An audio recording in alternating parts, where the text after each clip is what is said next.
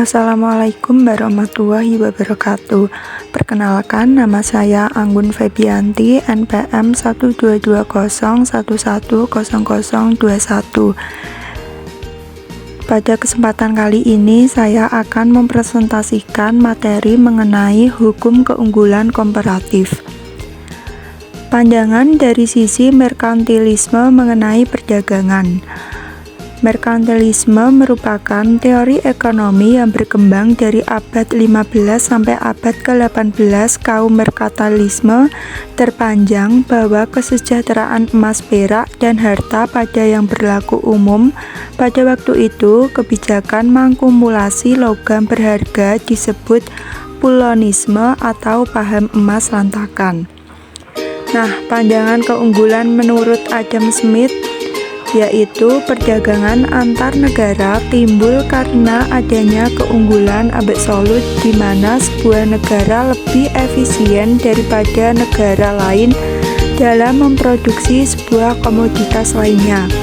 Maka kedua negara tersebut dapat melakukan spesialisasi dalam memproduksi sebuah komoditas yang memiliki keunggulan absolut, di mana menukarnya dengan komoditas lain yang memiliki kerugian absolut. Nah, asumsi teori absolut ini dibagi menjadi 4. Yang pertama, ada faktor produksi yang digunakan hanya tenaga kerja. Yang kedua, kualitas barang yang diproduksi kedua negara adalah sama. Yang ketiga, perdagangan atau pertukaran dilakukan dengan barter tanpa uang. Dan yang terakhir, ada biaya transportasi diabaikan.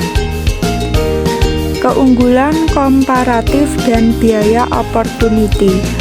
Teori ini menyatakan bahwa nilai atau harga suatu produk ditentukan oleh jumlah waktu atau jam kerja yang diperlukan untuk memproduksinya. Teori ini juga berdasarkan kepada nilai tenaga kerja atau teori of labor value. Jika dilihat dari teori ini, suatu negara akan memperoleh manfaat dari perdagangan internasional. David Ricardo mendasarkan teori ini dengan asumsi sederhana. Yang pertama, hanya dua negara dan dua komoditas. Yang kedua, perdagangan bebas. Yang ketiga, mobilitas tenaga kerja yang sempurna di dalam setiap negara, tetapi tidak di antara kedua negara. Yang keempat, ada biaya produksi konstan. Yang kelima, ada biaya transportasi tidak ada. Selanjutnya, tidak ada perubahan teknis. Dan yang terakhir, ada teori nilai tenaga kerja. Selanjutnya, perdagangan berdasarkan keunggulan komparatif David Ricardo.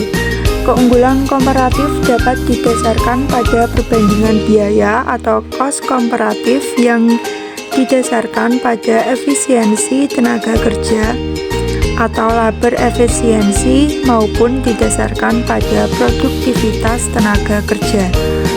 Faktor terpenting dari teori ini yaitu sebuah negara tidak memiliki suatu keunggulan absolut dalam barang produksi, namun negara tersebut masih mendapatkan manfaat perdagangan internasional.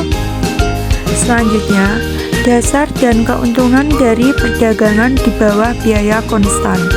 Tidak adanya perdagangan suatu negara hanya dapat mengkonsumsi komoditas yang dihasilkannya.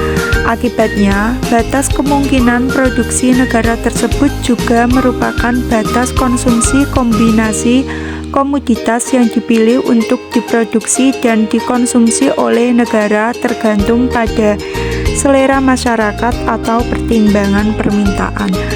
Sekian presentasi materi dari saya.